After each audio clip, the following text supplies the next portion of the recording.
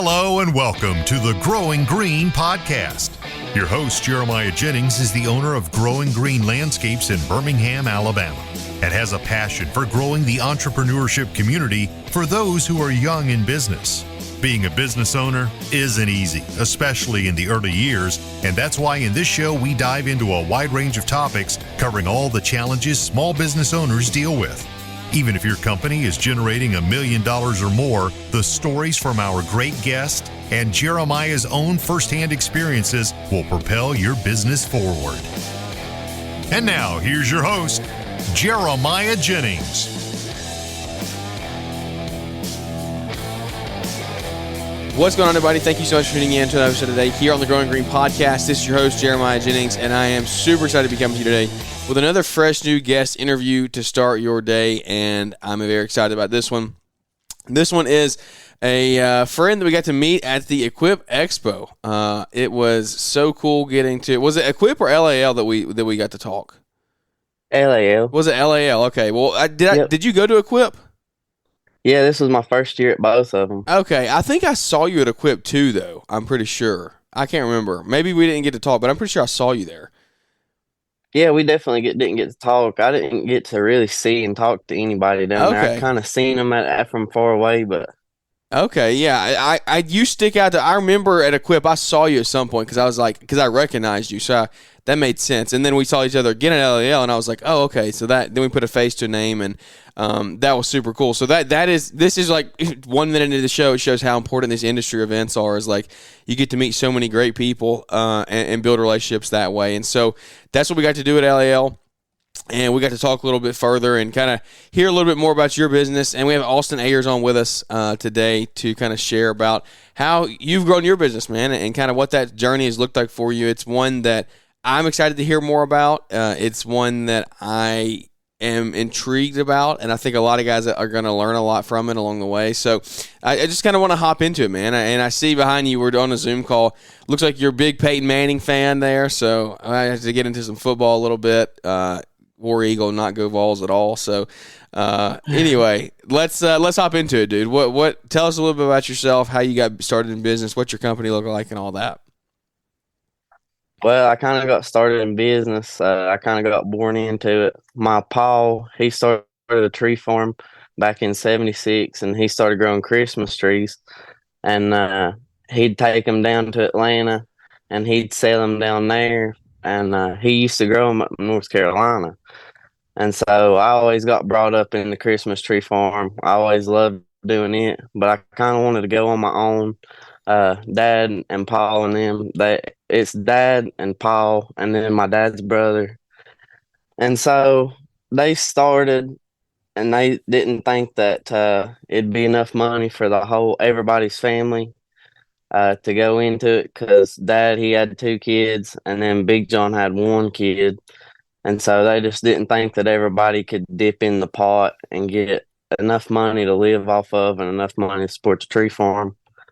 So I thought that I'd just go into lawn care, because I used to mow whenever we had a restaurant. I'd always take care of the property around it. And then it was on the tree farm, so I'd always mow it too. And my buddy, he had a lawn care business, and he always told me that he made pretty decent money, and he always told me how much he enjoyed it. And so I thought that I'd just get in the lawn care business. I was in tech school at the time, and I was going to be a diesel mechanic. And so they kind of told us that it was going to be 95% hands-on, and then about 5% in the classroom, kind of learning on the computer, what to do on that kind of stuff. But it turned out whenever I got there, we kind of sat on the computer 95% of the time, and it was about hands-on 5% of the time. So I kind of didn't feel like I knew enough to go into the diesel mechanic trade. You could have definitely went into it and got an apprenticeship job or something, but I just didn't feel like I was ready to go into it. And so I bought me a mower, a used Skag 61-inch walk behind. I got me a used trailer, And then I had my car that I always had since high school. I had a Tahoe. And so I just kind of pulled that trailer with it. And that's how I started. I had a little Echo 94R weed eater. And then I think I had a 111R weed eater too, a steel. Well, those both steels, I'm sorry. But that's kind of how I got started. That's crazy, man. So what was the timeline of that? How old were you at that point? Uh, 19 years old, I think. Around Okay, so right 19. after school, right after high school. Yeah, How old are you now? 23. Okay. Okay, so you've been going at it for 4 years now? Is that right? Yep, this will be my 4th year. Cool, man. So have you're not married, I don't believe, right? But you're in a relationship, dating. Yeah, I'm dating. I'm dating. Okay. So you were single when you weren't married. You might have been dating the girl back then, but you weren't married. When you decided to go out and do this on your own, has it been pretty much like your full-time gig the whole time? Or have you been doing like other side stuff? Or have you gone all in on this? No, it's kind of been my full-time gig. I've helped my dad a little bit in the winter time Yeah. whenever, but it's been my full-time gig. I hadn't done anything else. I've just done this and then landscaping too. Awesome. Awesome. So and what part of the country are you in? Johnson City, Tennessee. So it's kind of over near Bristol, near the racetrack. All right, I hear you. Okay, so that's where the Peyton Manning comes from. Then is that Tennessee background there. So I'm assuming Yeah, you, my dad, he's always been a Tennessee fan. okay, there we go. It's been passed down through the blood then. So Yeah, I love it, man. It's cool to see that's go. Man, I'm telling you, people around the country don't understand college football in the South. They just don't understand it. It's like a religion here almost. It's crazy how people get so enthralled in it. And so Peyton oh went, yeah, it's always been in my blood, and I yeah. just love going down there to Neyland and getting to see the sea of orange. And there's no feeling like going in there in Neyland whenever it's loud and everybody's excited. Oh, it's just no better feeling. Well, come on down to Jordan Hare one day and we'll show you what a real stadium sounds like. So All right, that sounds like a deal. That's awesome, man. So you've grown along the past couple of years along the way. What have you done to grow? Like, how have you grown it, and what does your business look like currently? What does that growth process look like? Well, my first year, it was I was trying to figure it out. It only grew by word of mouth. Uh, Last year, really, well, the year before that, it really kind of only grew by word of mouth. And then going into my 3rd year in business, I kind of started finding some podcasts while I was working out, doing some land clearing jobs. And it kind of really started making me think about how I could learn so easy nowadays. Like I didn't have to go really read a book over here. Like all I had to do was just put an AirPod in and not listen to music while I was working. And I just listen to y'all talk like you or Brian Fullerton and all those other guys. I'd just listen to y'all talk and I'd listen to some of y'all's business strategies. And I started putting out some door hangers. I dropped my worst route. Like I dropped my whole day last year. I had a day where I kind of went out of my service range. I dropped that whole day, but I gained all the profit back, just kind of raising my other prices whenever I go quote. Uh, and so I'm just kind of been growing mostly by word of mouth, door hangers, Facebook ads. I've done a little bit of it, but mostly just word of mouth. I mean, if I done a good job, they'd kind of tell their friends. They'd call me, uh, and then Facebook too. If I shared out a post, somebody'd usually text me off of there, or they'd call me. But yeah, that's kind of how I've grown. The first year, I more than doubled. I think that I was around like 15,000 that first year. And then I think that I got to somewhere around 30. I mean, it ain't perfect numbers, but and then last year I got to about 52. Yeah, But so that's I've been awesome, man. growing every year, but it definitely hadn't been the growth that I mean.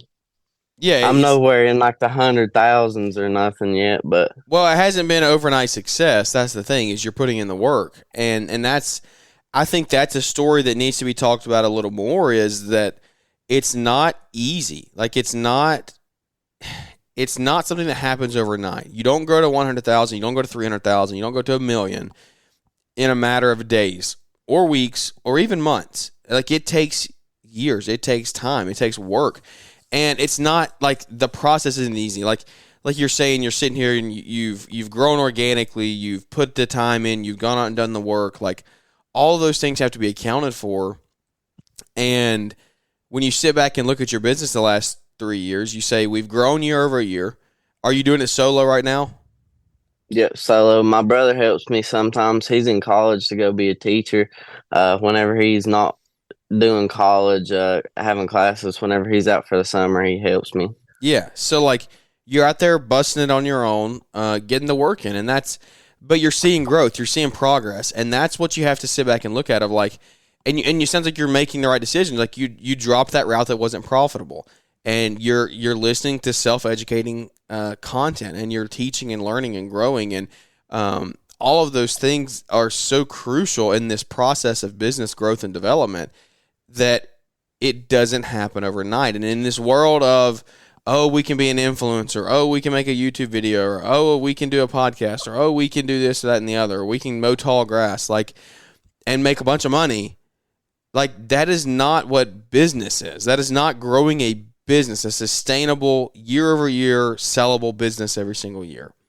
And it is, not to say you can't be that and have a business. You definitely can have an online business and do that. I'm just saying that's not what the path for everyone is, and the way that it's gotten shoved down our throats the last 5 years, 3 years really, is I think it's scary because there's a lot of guys that are around your age and younger that don't want to put in the work anymore. They don't want to go out and put in the sweat equity to grow their company. And what is that drive for you? What keeps you going every day to go out there and put that work in and grow your company?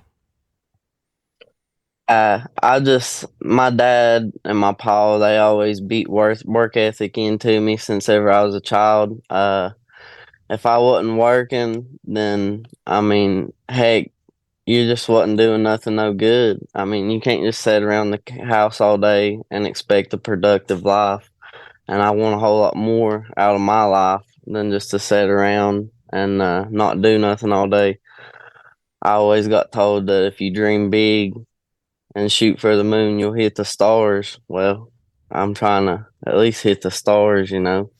Yeah, man. Yeah, no, I love that. I think that's so inspiring. Like, really, truly, it inspires me to hear you talk about that, and it inspires me that you. This is gonna sound bad, but I don't want you to take it this way at all. I want you to use it as motivation. Like, it's cool, and I think a lot of guys are going to resonate that you're not making $150,000 in business in 3 years. Like, because you're showing the path of resistance, the path of real life, the path of real business, and that you don't have everything figured out overnight, and you're growing and learning and processing along the way. And that's why I think that it's so cool, because like it's not an overnight success. You're not doing it in a year or two. You're not growing to 400,000. And now, look, I want you to make 400 grand. I want you to make $1 million. Like, I know you want that. That's not that's not the way that I'm coming across with this statement. It's just the fact that like there are times when that doesn't happen. Like maybe the market that you're in, maybe your situation as far as how much work you can put in, or whatever the situation is, taken applied to your situation. But it's just like you just keep grinding, you just keep working, and you're seeing year over year growth. Like that's what matters. You're growing your top line. I assume you're growing your bottom line, and along the way you're learning and growing yourself mentally and physically. So that's really inspiring, man. I think that's really cool. What would you say about that whole process of like the growing year over year, but you're saying you're not making as much as you would like to have made? what are some things you're doing to change that and help get to that revenue level that you want to hit? Well, this year I'm definitely looking to hire a full-time employee. I think that would take just. I think whenever I get him hired and get him being able to work and do kind of the quality that I want of work, I think that that'd take a lot of work off my back, and I could get out and start selling more work just to keep him busy and doing work, and then hopefully, if I can start selling, I want to start putting out some door hangers, going door to door. I want to start doing that this winter. I've already went out to a few local neighborhoods and I've put out door hangers. I'm gonna go follow up and go knock on doors whenever it gets a little nicer. This year I want to do some more mulching, some more kind of little bit of landscaping, just easy installs. Nothing really big. And then I want to add a few more yards to my route and then condense it down where it's closer to my house to where I don't have to drive as far and put as much gas into it. Okay, yeah, those are some really cool strategies. I mean, shrinking your service area, get those routes in there, get them tighter. That's definitely a number one, number two top priority there. And then adding some services as well, like adding the landscaping in is cool. The spring rush will be here before you know it. I mean, you're in Tennessee, so you're. Do you know how far you are from Birmingham? No, I'm not sure. I think Bristol's like, I don't know, 4 hours, 5 hours maybe. It's like you're not far. You're not far from me at all. When will y'all start like your first cuts and things? Like you start really mowing for the spring? Well, I mean, we usually start somewhere around March 1st, especially if it's been a warm winter. If Okay, it's so been really you're on the same cold, schedule then. yeah, yeah. If it's really cold winter, we usually start maybe second week of March, but it's usually around the 1st of March. Okay, that's awesome. I didn't know if you'd start later. What are you mainly cutting up there? What kind of grass? Uh, Kentucky 31 usually. Okay. There's some Bermuda over here and some zoysia, but mostly tall fescue grass. Okay. All right. So, yeah, I didn't think you'd have a bunch of Bermuda that far up. It's mainly, I mean, Bermuda honestly stops like about 2 or 3 hours north of me. When you get up into Huntsville and the Tennessee state line, like Bermuda starts fading out pretty quickly. I know guys there that are doing some Kentucky Blue and fescue and things. So, it's cool to see that you can start in March as well. So, man, I think you just come out of the gates firing, come out of the gates ready to go, and take spring and just grab it by the horns and run with it, dude. I think that's going to be an awesome year for you ahead. What can you share about your growth journey that you think you could give some advice to other guys along the way? Maybe looking back on those early years, did people doubt you? Was there anything that held you back? Like, what is some advice you would give to guys that are starting out this year? There was a little doubt, but honestly, there was more help than doubt. Whenever I needed help from somebody, usually all I had to do was ask them, and they were more than willing to help. But the thing was that I was scared to ask sometimes. And talking to people, I have never been real outgoing. I've kind of been shy and a little laid back. And I figured out that you can't be like that really if you want a business. Yeah. You got to kind of get out there, be a go-getter. You got to talk to people. The more people you know, the easier it's going to be to get jobs, the easier it's going to be to get help. The more people you kind of know in business, the easier it's going to be in business because you got somebody to talk to that can help you through the problems, that's probably already been through that problem and knows the best way to get through it. And knowing my numbers was a big thing there. I'm still working on it. That's probably my number one thing that I'm working on this year. I didn't do too good keeping up with my numbers last year. So I'm wanting to hire a bookkeeper this year just to be able to do my taxes and kind of keep my numbers in line to tell me kind of what I need to do to help my taxes the best that I can. Yeah, man, I love it. I think that's awesome. That's really good info for guys that are starting. I mean, the going out and being a go getter, kind of growing your network is huge. I was the same way when I started my business. Like I've always been able to like talk to people and start conversation pretty well, but I wasn't like, oh, let me go out of my way to talk to somebody. And you kind of have to be that way when you want to run a business and you want to grow your business. And I've said this a million times, probably on the show, definitely just in life. I don't think I've had said on here in a long time, but it's not about who I know. It's all about who knows me. Because like I know a lot of people around my community who they are. Like I follow them on Facebook, I'm friends with them on Facebook, but like they don't know who I am from anywhere. And so like that doesn't benefit me at all by knowing who they are. If they don't know who my company is to call on when they need something done, then what benefit does that relationship serve me? Well, it's not a real relationship because I know who they are from social media. Like that's it, or name around the town. So put a focus on this year, getting around guys and girls, people in your community that have names, that have businesses, have other properties, and build a relationship with them. Ask to take them to lunch. Get around some property management companies. Ask to take them to lunch. Sam Gimbel said on our show, get through the gatekeeper by taking some donuts or some lunch or something to a corporate office one day and just being like, hey, want to drop this off. It costs you $30-$40 to get something catered from a Mexican restaurant or something. Drop that off. Say, here's our card. Just wanted to say thank you for what y'all are doing in the community and want to provide for lunch for you. Let me know if we can help you in the future. Something like that. And that's a great way to get in a door for people out there that are trying to grow your network. And so that is, you are giving to someone, and when you know how to give properly and solve someone's problem the right way without even to ask them, like there's a lot of people that are sitting in an office, oh, what are we going to do for lunch today? And then you show up with lunch, like you're solving a problem and you never even asked. You didn't ask what do they need for today. You didn't ask them what do they want for lunch. You just solve it. And so when you can do that, people respect that and they appreciate it. And so that's a really good way to go about growing your relationships this year. And I would say that's awesome, man, that you're putting a focus on that and putting your energy and effort towards it. Is there anything else we missed that you want to kind of talk about? I mean, what is your actual day-to-day business look like? Are you mainly mowing for the most part right now? It's mostly mowing, and whenever mowing's full swing. Yeah.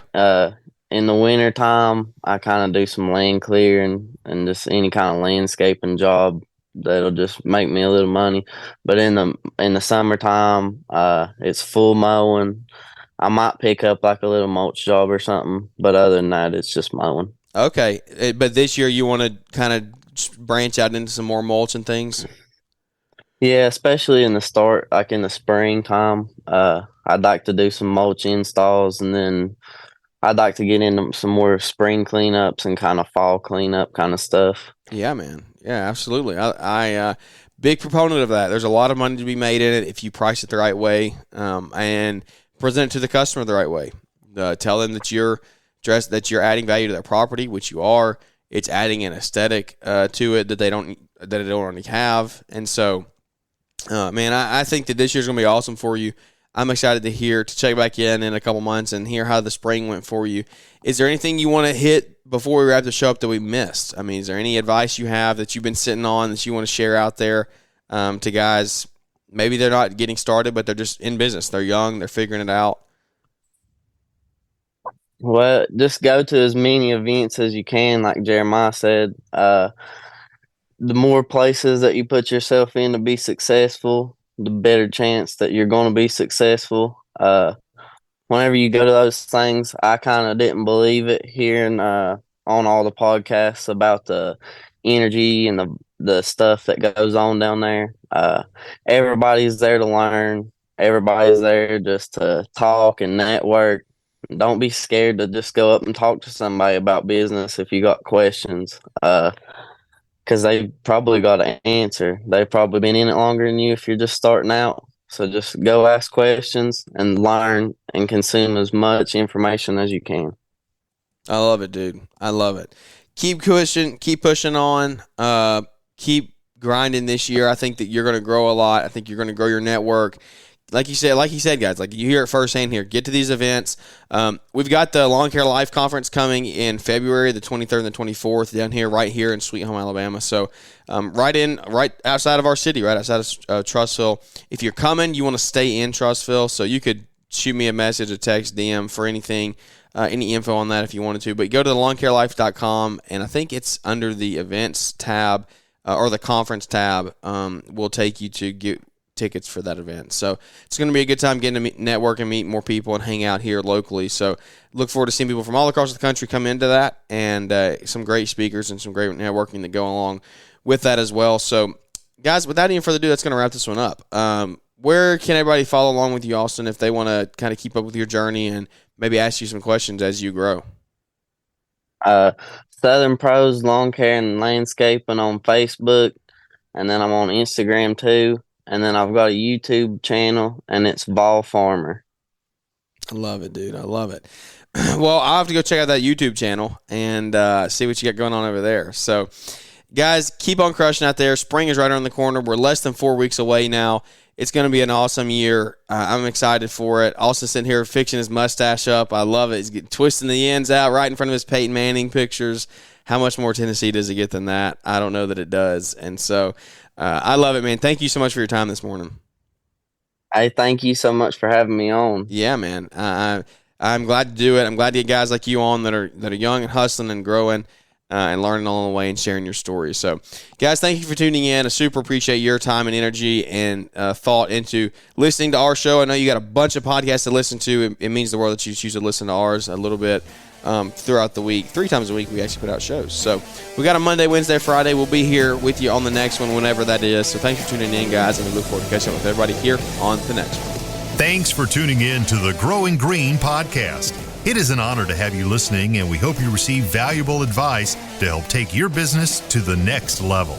Don't forget to follow the podcast so you'll be notified when our next episode drops.